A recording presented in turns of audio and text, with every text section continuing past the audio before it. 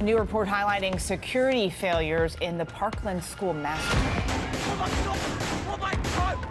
You will remain in a cage.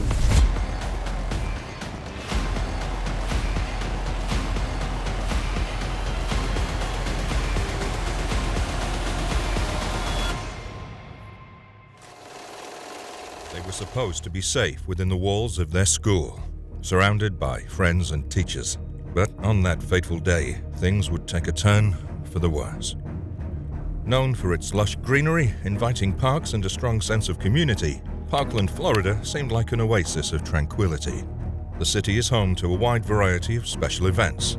One of Broward County's largest farmers market, Halloween festivals, movies in the park, Snowfest, and community carnival are among the many reasons why Parkland is a hub for entertainment. However, this idyllic city would witness one of its darkest days on February 14, 2018, when the echoes of gunshots shattered the peaceful atmosphere of Marjory Stoneman Douglas High School. As the sun glared over the campus, the unsuspecting students and teachers didn't know that a dark presence was lurking in their midst. Within the corridors of this educational sanctuary, a former student, haunted by his demons, quietly hatched his evil plan. With a heart consumed by rage and armed with a deadly AR-15, he descended upon the school like a shadow in the night. The air turned heavy with an unnerving tension as he methodically walked through the hallways, snuffing out lives, one classroom at a time. While he loaded his AR in the hallway, one lucky freshman walked past him. He told the teen, "You better get out of here. Things are gonna start getting messy."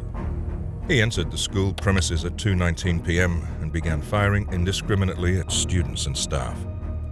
The chaos and terror that ensued were captured in harrowing eyewitness accounts and chilling recordings. As the gunfire rang out, students and teachers scrambled to find safety, while others bravely acted to protect their peers, hiding in classrooms and barricading doors. The gunman went through 2 floors of a building, hitting a total of 5 classrooms. Blood splattered on walls and whiteboards. For some, that was the last day of school. One bone-chilling moment was also reported where a frantic mother was guiding her child while the maniac was shooting up the school. Mom, you were going to be fine. Can you hide somewhere? Can you play dead? If he shoots, you need to play dead. If he shoots, stay dead. You can only imagine the emotions going through the parents as they received calls from their children, not knowing that this would be the last time they would hear their voices. The first respondent officer arrived just a little over a minute after the first shot was fired. But the police didn't enter the building before more than 5 minutes had passed by. 5 excruciating minutes of pain, screams, and chaos. But amidst the darkness, a glimmer of hope emerged.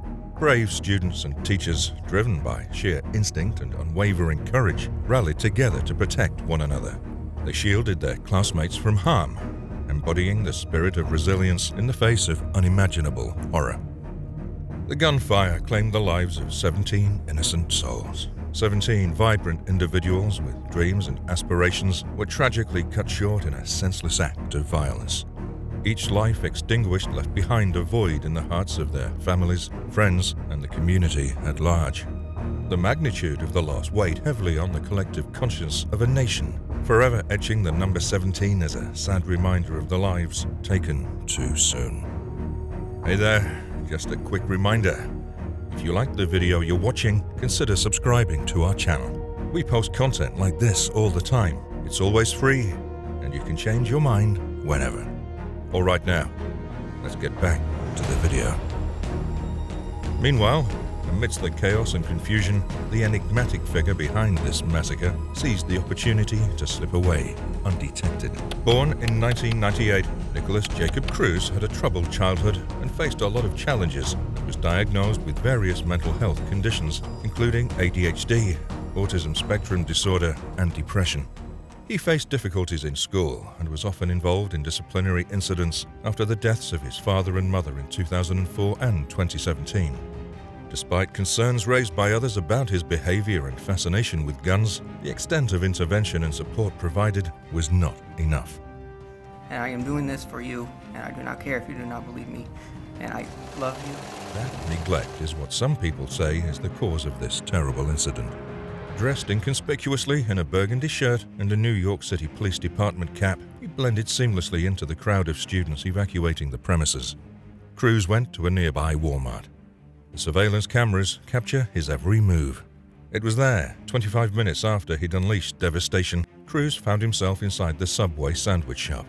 A casual observer within a community in mourning, Carlos Rugeles, the store manager, would later recount the interaction. Cruz approached the counter, ordering a cherry and blue raspberry ice, seemingly detached from the magnitude of his actions. The video footage revealed a disconcerting calmness as Cruz casually tossed his coins into the tip jar, seemingly unaffected by the pain and suffering he'd inflicted. Cruz proceeded to a nearby McDonald's, his presence an eerie juxtaposition against the backdrop of grief that engulfed the town. It was there that fate would interweave the lives of Cruz and John Wilford, a freshman at Stoneman Douglas who unknowingly sat across from the perpetrator. Wilford, unaware of the true identity of the person sitting beside him, attempted to make sense of the chaos that had unfolded. He engaged Cruz in conversation, hoping for insight into the senseless violence that had shattered their community. Cruz remained silent, his gaze fixed downward, concealing the darkness within. Unbeknownst to Wilford, his older sister Maddie had been gravely injured in the attack, her life hanging in the balance. Oblivious to the connection between Cruz and his sister's suffering, he sought comfort with his mother, who had arrived to pick him up. Oblivious to the danger that lurked nearby, the two departed, leaving Cruz behind. Cruz's desperate bid for escape had been thwarted by the tireless efforts of law enforcement officers, who had been scouring the streets in search of the man responsible for the unimaginable carnage. Officer Michael Leonard of the neighboring Coconut Creek Police Department was driving through the neighborhoods, his eyes keenly searching for any trace of the elusive shooter. Leonard's gaze locked on a figure that matched the description. It was Cruz, walking with an air of defiance and desperation on a quiet residential street. Time seemed to stand still as the officer confronted Cruz. The weight of the moment was heavy upon them both. Leonard drew his weapon with steely resolve, commanding Cruz to the ground. In that instant, the once elusive figure had been captured, his reign of terror coming to a resounding halt. Footage was later found from the suspect's phone, where he recorded himself detailing his plan to shoot up a school. My goal is at least 20 people with an AR-15 and a couple tracer rounds. Location is Stoneman Douglas in Parkland, Florida. Cruz was expelled from school because he was constantly disobeying his teachers and was warned multiple times for bringing in bullet casings. Authorities failed to realize that the student might have a grudge against the school. On the day of the shooting, multiple flaws in the security were observed. No guards were standing at the gates. A patrolling watch car on the campus failed to alert the authorities when it saw Cruz bringing in a soft bag with an AR. How can our children be safe in their schools when such incompetent people are responsible for guarding and caring for them? The trial unfolded, pitting shattered lives against a justice system grappling with its limitations. In a courtroom brimming with grief and anger, the true magnitude of the tragedy was laid bare.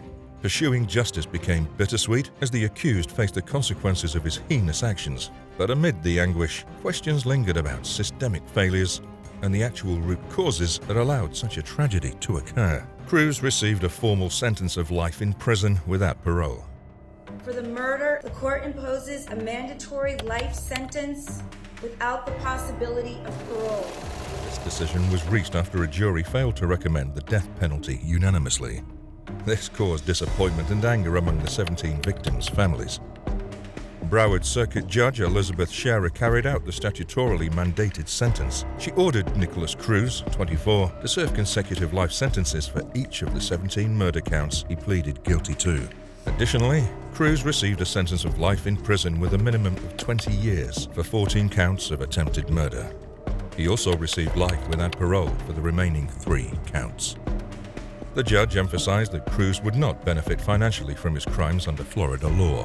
His commissary funds would be garnished until all costs and restitution were paid. Following sentencing, Cruz was transferred to the Florida Department of Corrections. Before delivering the sentence, Judge Scherer thanked the victims' families, acknowledging their strength and resilience throughout the trial. She also expressed empathy, saying she couldn't fathom their daily pain. The trial concluded after 2 days of emotional victim impact testimonies. Families of the deceased and survivors confronted the gunman, sharing the immeasurable losses they suffered. They also expressed disappointment that he would not face the death penalty. Emotions ran high as survivors and family members of the victims of the Parkland school shooting shared their impact statements during Nikolas Cruz's sentencing. They expressed their grief, anger, and resilience with heartfelt words and raw vulnerability. Max Schachter, the father of Alex Schachter, a victim, lamented that he felt that it failed to deliver the justice they had hoped for. Samantha Fuentes, a survivor, stood strong, declaring that she would not let her pain turn her into a perpetrator of harm. Victoria Gonzalez, Joaquin Oliver's girlfriend who was murdered by Cruz, spoke of their shared experiences and the compassion she once felt for Cruz, but his actions left her struggling to form connections and accept love. Michael Schulman, the father of Scott Bagel, a victim of the shooting, praised his son's humanity and condemned Cruz as a soulless monster. They could have been doctors, engineers, or professional athletes had they not met the end of the gun barrel that day. It was a gruesome attack on the future of the community. After the killings, the youth of the school took it upon themselves to push for stricter gun laws. The campaign was massive. Millions of students participated in a march that led up to the White House. It was dubbed as one of the biggest youth-led protests recorded in history, while those who couldn't participate tweeted under the hashtag #NeverAgain. The government of Florida finally caved into the massive pressure and implemented restrictions on guns. They banned the modification that allowed the AR-15 to shoot at high speeds, and the minimum age to purchase a gun in the state was up to 21 from 18. Another restriction was placed that made a mandatory 3-day waiting period after the purchase of a gun. The government of Florida was later sued by the NRA. The NRA stated that these limitations were a breach of the Second Amendment. Thus, the tussle rages on. If there were teachers in classrooms who had weapons, do you think they could have saved people's lives? No, because I don't think teachers should have weapons. What do you think? Should there be stricter gun laws, or should everyone be allowed to carry a firearm? Share your thoughts in the comments. As the days turned into months and months into years, the Parkland community embarked on a healing journey, forever marked by the shadows of fear. The scars ran deep, etched not only on the survivors, but also on the collective psyche of a nation grappling with the fragility of its educational institutions and the ongoing battle for gun control. The district here is one of 11 that have adopted a state policy that allows trained teachers to carry concealed guns into the classroom. We spoke with parents. I think it's good. I think that, they're targeted because it's a gun-free zone. A fund was set up to help the impacted families get their lives back on track, and they were awarded. We give our heartfelt condolences to the families of the victims and loved ones affected by the Parkland school shooting. Their pain and loss are unimaginable. Our thoughts are with them during this difficult time. That's all we have from the Parkland shooting massacre. Thanks for watching, and as always, stay safe.